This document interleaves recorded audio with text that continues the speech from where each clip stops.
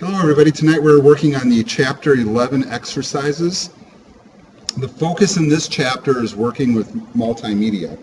I'm hoping that you've taken the time to both read through the book in the chapter and understand the materials there and watch the lecture video that I've already shared. I'm jumping right to the practice exercises which are at the top of page 452. And I'm going to be pulling the book off to the second screen here. I already have Visual Studio up and running.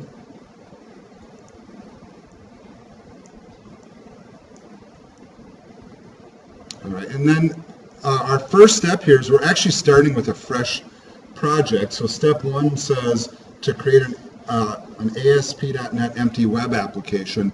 If you guys remember, if you have been doing updates to your Visual Studio 2017, they kind of changed this a little bit. And just as a refresher, on my version, I'm under the C# templates here in the web section, but there's a sub-item called website. And Alex, can you refresh me? Was it previous versions is what it says? Okay, and so you might have a little listing here that says previous versions, but what we are looking for is this particular entry, which is ASP.NET empty web application. Here they call it website, same basic difference. Really, all it does, folks, is create a project template or a folder structure for us. They do want us to call this something in particular, and it's a multimedia prototype. And then they want the solution name usually to say solution with it, so let's just go ahead and do that since that's the pattern of the book. The one thing that I'm trying to get in the habit of breaking here is them putting my solution file somewhere other than where my regular folders are located. I'm not a fan of that approach, so I'm going to actually browse and put it in the same folders that I'm creating right now. Now I'm hoping that it allows me to do that prior to actually creating them. So let me find that location here.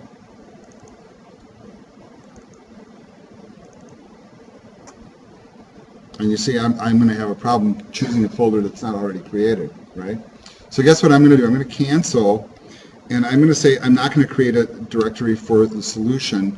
And for right now, I'm mindful of the fact that it's pointing somewhere where I don't want it to go, but when I hit the Save All button within the application, you're going to see that it's going to give me the option to place it then. So I'm actually going to do that right away. So I'm going to uncheck that. I'm just going to say OK. So let's let it do its work.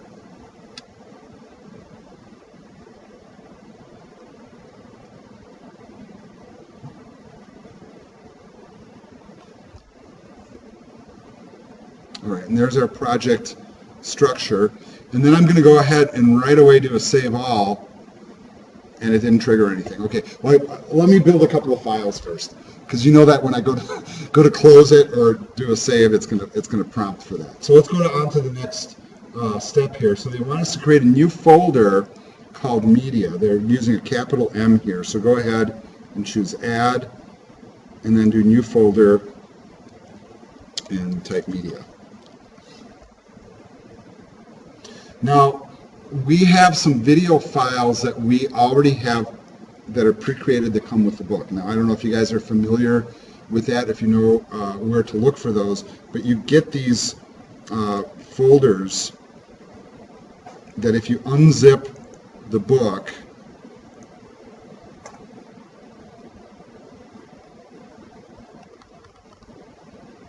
and of course I'm trying to find them now, and we are in Chapter 11, and then these resources folders are where the videos exist.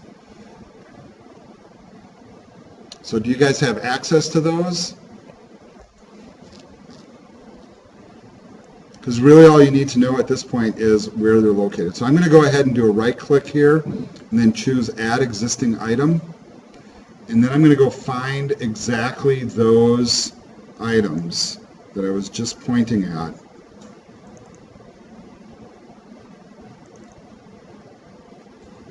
And of course I'm going to the wrong spot, but now I'm going to the right spot, and there are the resources. And then I'm switching this file selector here at the bottom to all files, because otherwise it's not going to see these, because those don't fall into like ASPX format or HTML format. And then what I'm going to do is I'm going to copy all three formats and choose add. It will allow you to do that. You don't have to go one at a time. And then hopefully when you're done, they appear in your folder like that. Is everybody all right? Where did I get those magical files? Well, I had downloaded the source code for the book, and then when you unzip that source code, it breaks down into folders like this. Now, if I'm not mistaken, I think I also provided access to these files here. So this is the resources page of our course shell. You notice how I have linked to shared files and then the practice files. Those practice files are the ones that you want. You can go in there and locate them. But I'm going to check the shared files here, because my recollection is that I think I put the Eagle video files in there too. So if you don't want to like download all that source code and unzip it, you can just go right to that. So just a refresher on how to get there. Course shell, resources page, link to shared files, Eagle videos.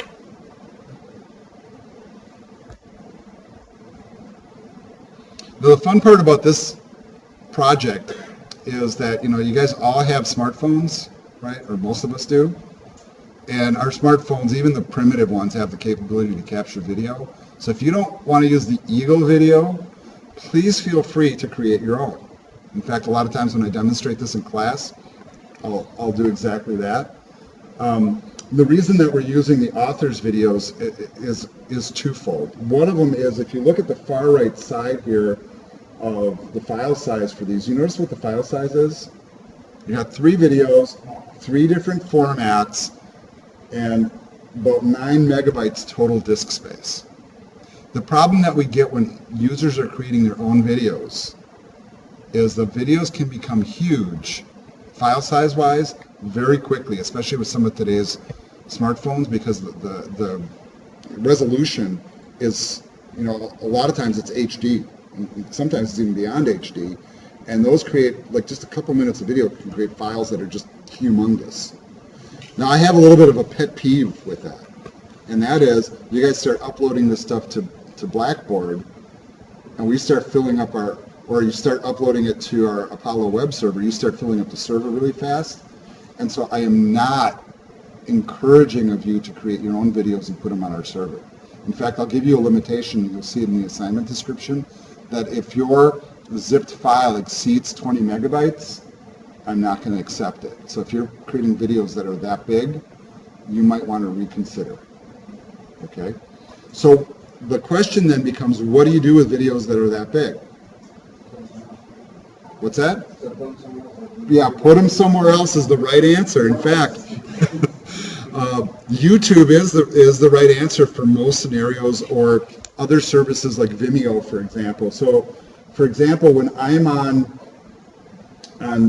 YouTube and I have my own channel that's attached to my account, you can actually go to your user account here, click on Creator Studio, and then you go to the second page and there's a little upload link. And all you have to do is take whatever file it is, you click on this upload, and then you literally just drag and drop your file right into that box, and it will start to upload and convert. You do not need to share it with the world, by the way. You know, you can actually privatize it, or you can even control it so only people at Gateway can see it. That's another option.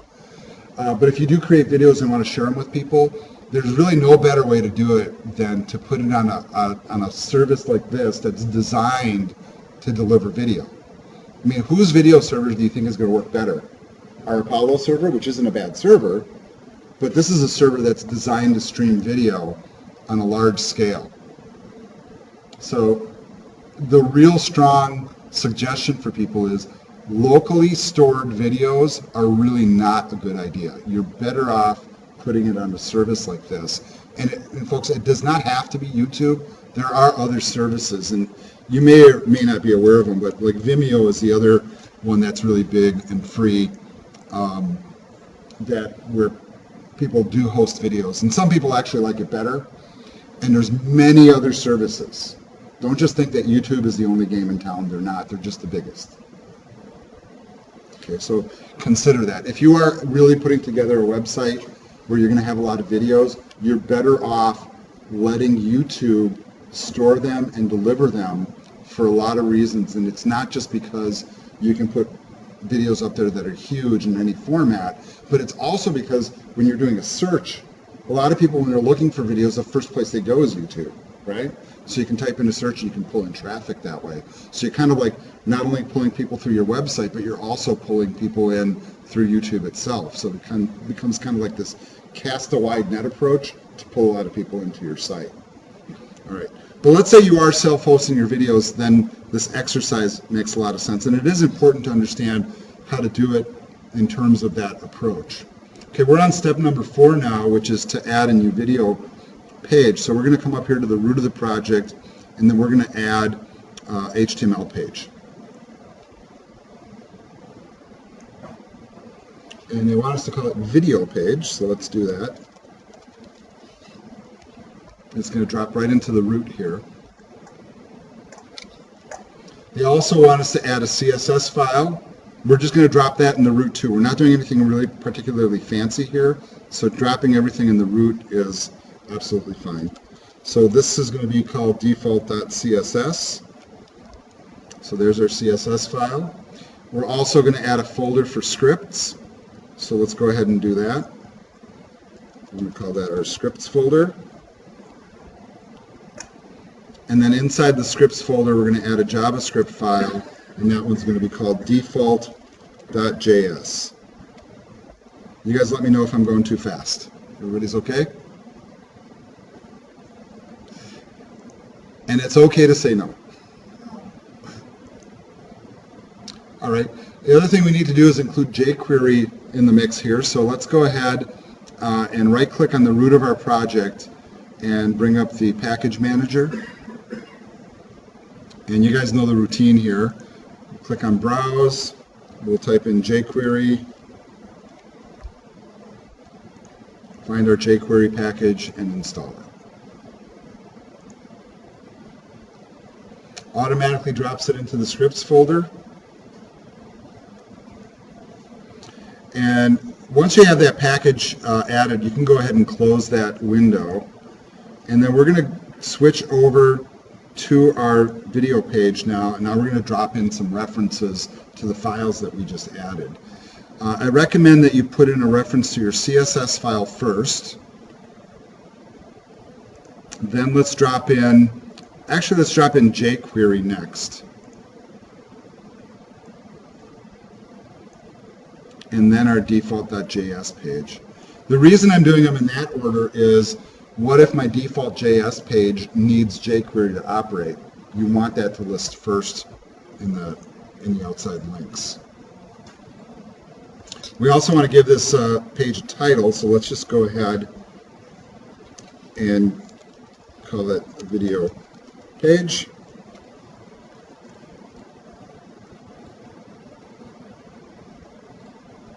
And then if everything is done right so far, this is in essence what you should have on your screen. Pretty simple page, links to a few different resources, and just basically a skeleton of a page. All right, inside the body section, we're going to add a div, and then inside the div, we're going to add a few different components. So what I'm going to do is I'm just going to paste this stuff in so you can see what we're building here. So we have a container that's going to hold everything.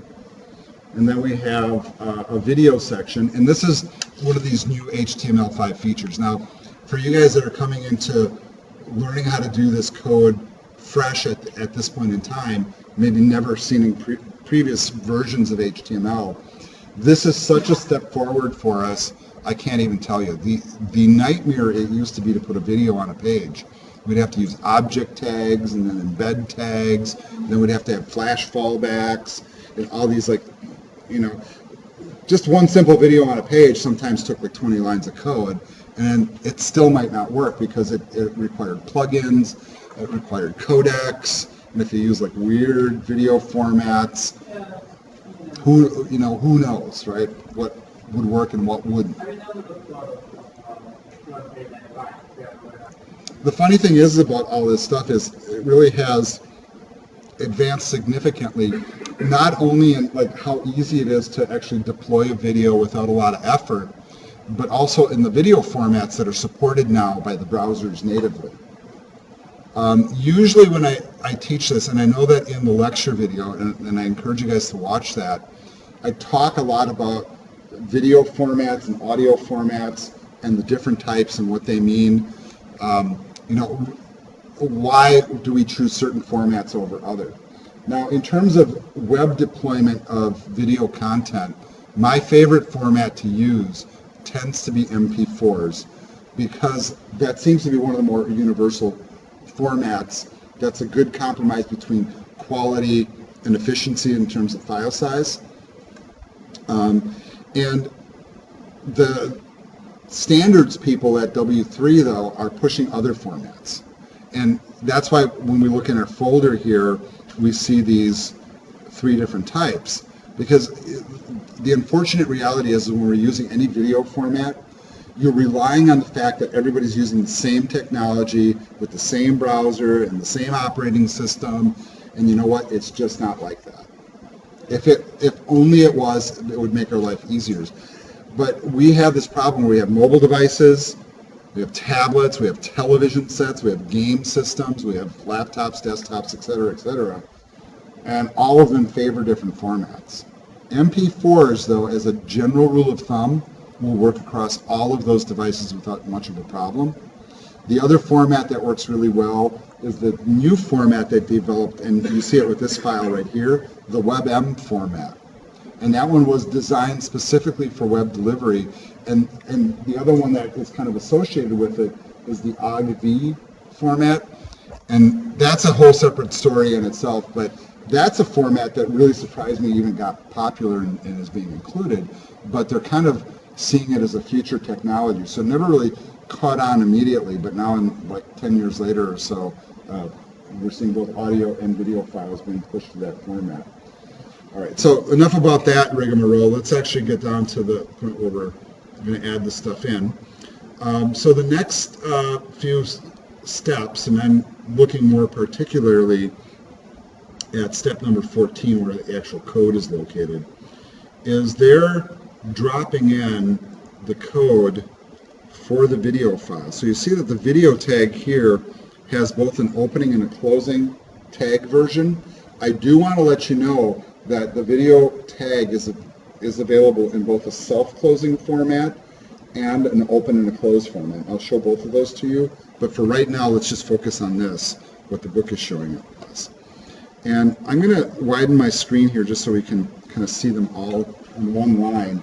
Now take a look really carefully at what they're doing here. So that you have the opening and closing video tag.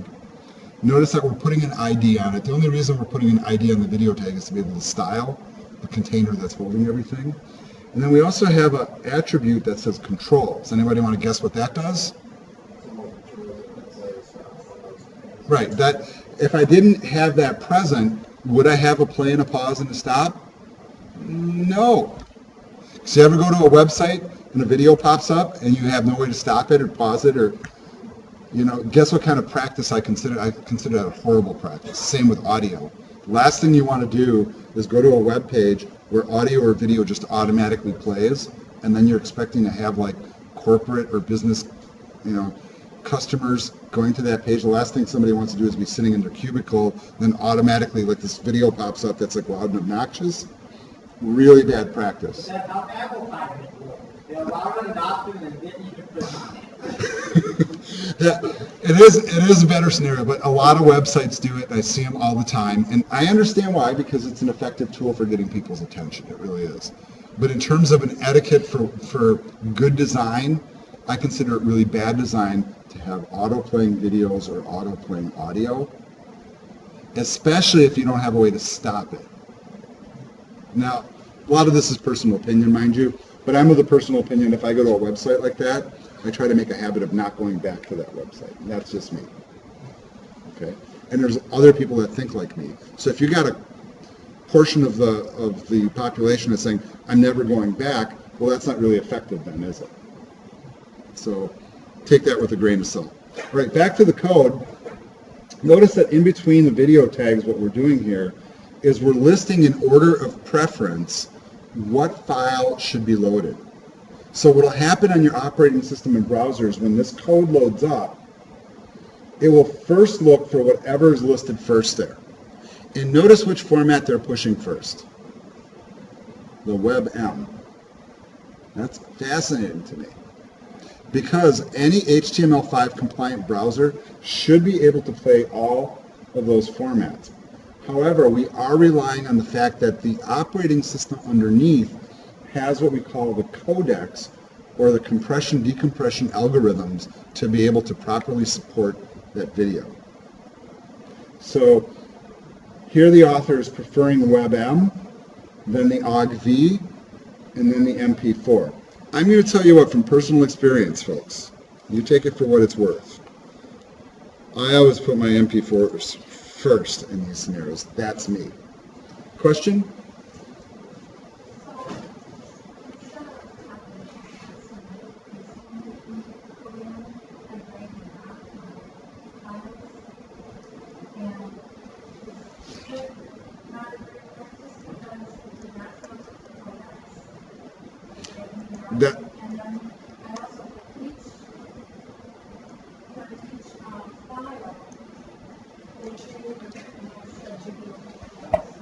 Yeah.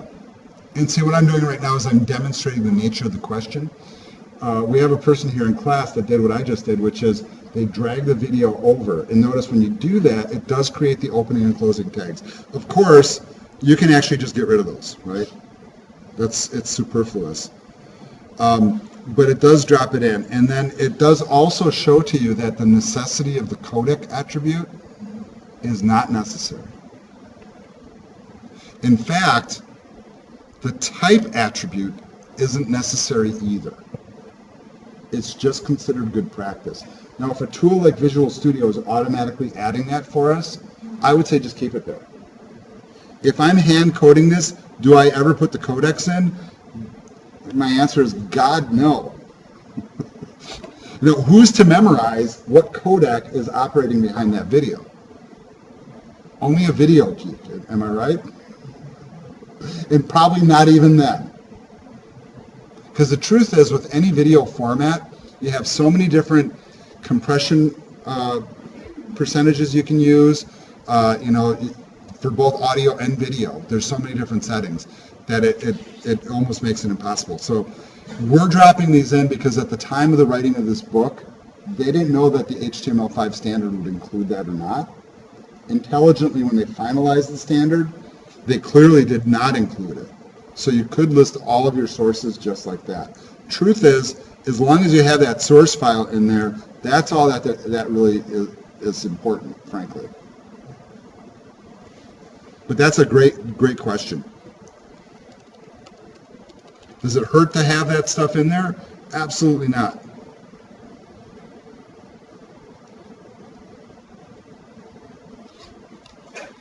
All right, let's move along.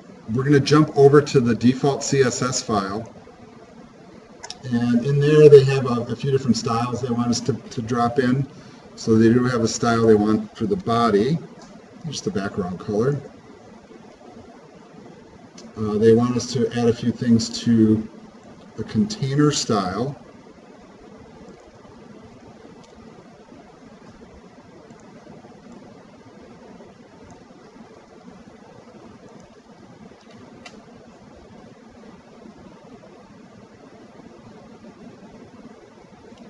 Another thing that we need to do is in our default.js file, we do need to add a reference path to jQuery. One way you can create that, if you haven't caught on to this yet, is you can drag and drop it in, and it just creates it automatically.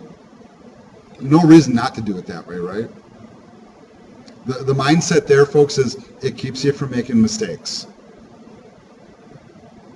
Don't think of it as cheating. It's just a way to to be efficient.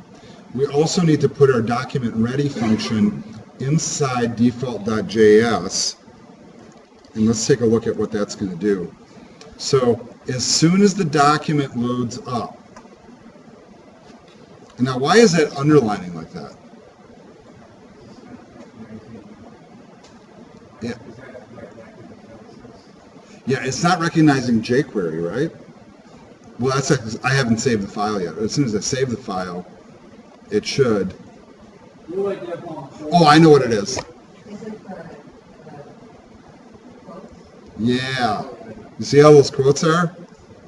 If you see a quote and it's curly like that, that's a smart quote. We need to change it to a regular single quote. This is the first example of my copy pasting that's doing that. Do you guys notice that? So I'm fixing all of those. And now when I zoom out, we're okay. So basically what this function is going to do now, it's going to wait till the page loads up. And then notice it says, whatever our media thing with the media ID, remember that? Take care, Jim. Thank you. As soon as it's playing, then it's going to like throw in to the message. I don't remember that. Did we have a little area that we created? We sure did. It's going to drop some information into the HTML, which is going to be what?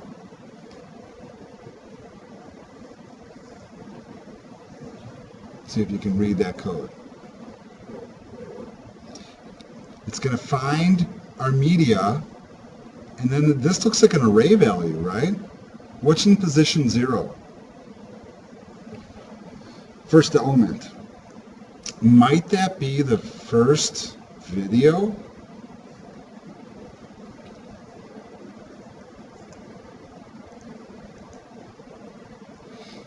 And then it's going to take that name that it's reading and the current source. So it's going to take the name of the file and drop it as text inside the message element. So let's take a look at the HTML really quick.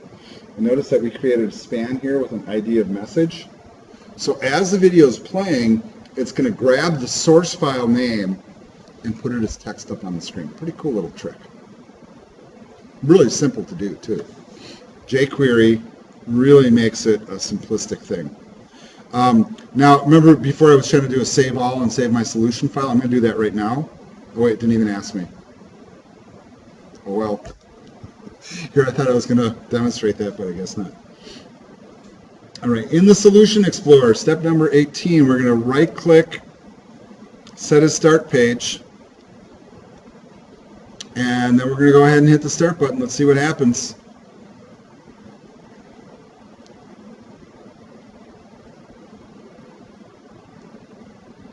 Is it working? Okay. Do I have to hit play? Apparently. Sorry for the volume, because that's probably bleeding into the video. Sure is. Isn't that exciting?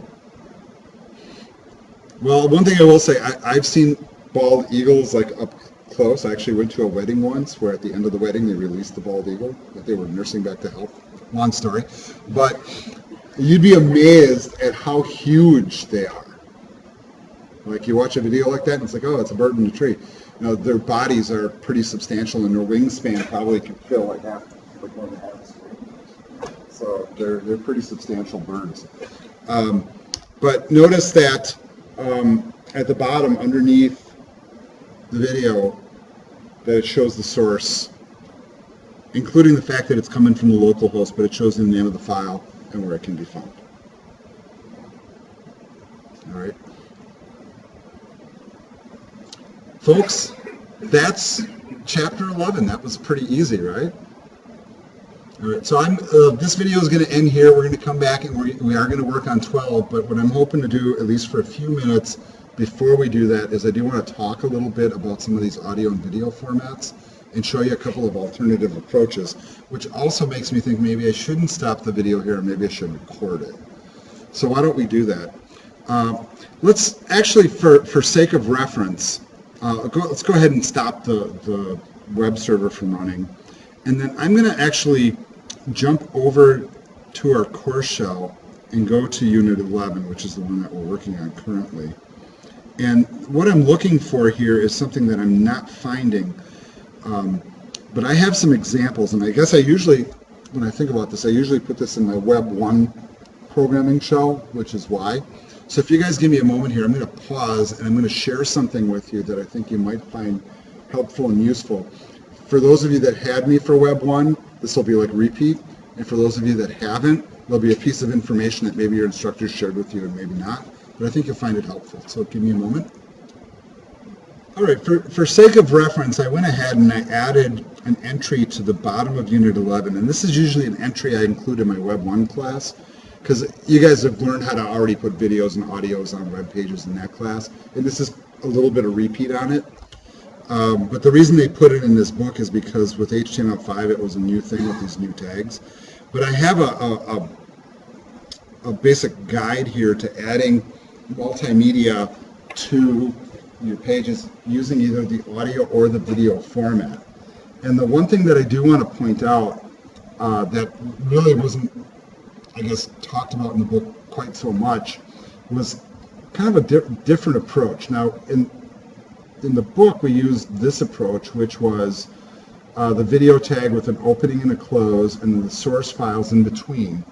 Notice that they also have some text dropped in there too, that if the first one doesn't play and the second one doesn't play, then the text pops up and says, hey, it's not working, basically. Or it says a video of a puppy playing in the snow. For those of you that can't see the video, at least you know what the video is supposed to be. So that's a fallback approach. And notice the audio uses the same approach. Same structure, just a different tag. The one that isn't really talked about here is this concept of the self-closing video tag, which I guess I'm not even demonstrating here myself. But what I'm doing here is opening and closing tags with a fallback, but you can actually add the source directly to the audio tag or the video tag. In addition, you can turn it into a self-closing tag by just putting a slash at the end and skipping the fallback text. That works too. That's not really considered good practice because what if it doesn't load? Okay, you got that caveat. Chances are it probably will these days, but in the old days when this stuff was new, we didn't really know what would happen, frankly. So I think that this is kind of helpful. The other thing that I do want to point out as well is that sometimes in the old days we would do these object and embed tags and we try to get videos to play, and very often what we have to do is pull in a Flash video player and then load in the video file into the Flash player. So if the user had Flash turned off in the browser or didn't have it installed, it wouldn't work. So they came up with a workaround that's kind of neat, and basically what it does, and I haven't tested this link in a while, but it should still work because it's a Google API, but you can see it uses Ajax technology. And really what it does is it creates via JavaScript a Flash video player on your page that's actually being pulled in from Google. It requires no plugins, and you can play Flash videos that way. So if you guys have videos that are in Flash format, and you know that when your files have this SWF extension, then you have that appear. All right. There's some helpful tips in here, and you guys can read through those, but I thought you might find that helpful. Remember, I'm not a really big fan if you have like auto-playing audio on your page and I go to grade it, that kind of thing, so just fair warning. Some people think it's a good idea. I'm telling you, in almost every scenario, it's not. Very few scenarios, I think, where it's actually acceptable to do that. Hopefully that was some helpful, useful information. This video does end here and now.